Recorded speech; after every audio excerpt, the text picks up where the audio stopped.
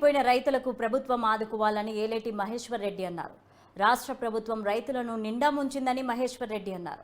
రుణాలపై బ్యాంకులు రైతులకు నోటీసులు ఇస్తున్నాయని, ఎకరాకు 20,000 ఇవ్వాలని గతంలో రేవంత్ రెడ్డి అడిగారు.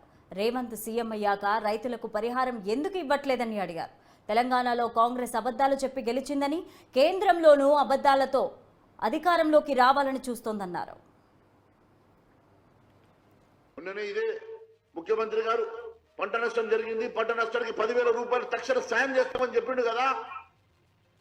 ఇప్పటి వరకు ఒక రూపాయి అన్న మంజూరు చేసినాడు.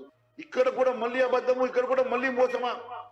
అరే నువ్వు ఇస్తామన్న 2 లక్షల రుణమాఫీ చేయకపోతే 12,000 రూపాయలు రైతు కూలీలకు ఇవ్వకపోతే 15,000 రూపాయలు కౌలు రైతులకు ఇవ్వకపోతే నీసం నువ్వు మొన్న ఒప్పుకున్నటువంటి 10,000 తక్షణ సాయం కూడా ఇవ్వలేనటువంటి దుస్థితులు ఈ రాష్ట్ర ప్రభుత్వం ఉన్నదని అడుగుతున్నా.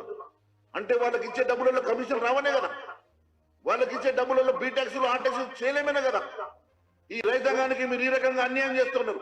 మీరు ఇవ్వాల్సినటువంటి తక్షణ సాయం మీరు ఒప్పుకున్నారు. మేము గతంలో నువ్వు పీసీ అధ్యక్షుడు ఉన్నప్పుడు 20,000 రూపాయలు డిమాండ్ చేసినావు కదా. మరి ఈ రోజు నువ్వు 10,000 రూపాయలు ఒప్పుకున్నావు, ఆ 10,000 కూడా ఇప్పటిదాకా ఇవ్వలేదు. ఇంతకన్నా మోసం కూడా ఉంటుందని అడుగుతున్నా. అంటే ఈ రాష్ట్ర ప్రభుత్వం ఏ బిల్లు ఏ డబ్బు రిలీజ్ చేయాలన్నా ఆ ట్యాక్స్ బీ ట్యాక్స్ కట్టేది డబ్బులు రిలీజ్ కావా? కేవలం అబద్ధ పునాదుల మీద నిర్మాణమైనటువంటి ప్రభుత్వం, అబద్ధాలే ఆసరగా చేసుకొని నడుస్తున్నటువంటి ప్రభుత్వం, పూర్తిగా ప్రజల్ని దగా చేస్తున్నటువంటి ప్రభుత్వం. నువ్వా మాట్లాడద్దు రేవంత్ రెడ్డి. నరేంద్ర మోడీ గారి విషయం ముందొచ్చి బడే బాయ్ అని చెప్తివి, మొన్న వెళ్ళి బడే బాయ్ నేను చోటే బాయ్ నువ్వు బడే బాయ్ అంటివి. ఇంతకు ముందు కదా సోనియా గాంధీని దయ్యమని ఇప్పుడు దేవతను కొలుస్తున్నట్లు నిన్న బడే బాయ్ అని చెప్పేసి నిన్న మళ్ళీ నమ్ము అంటే నమ్మించు మోసమంటూ.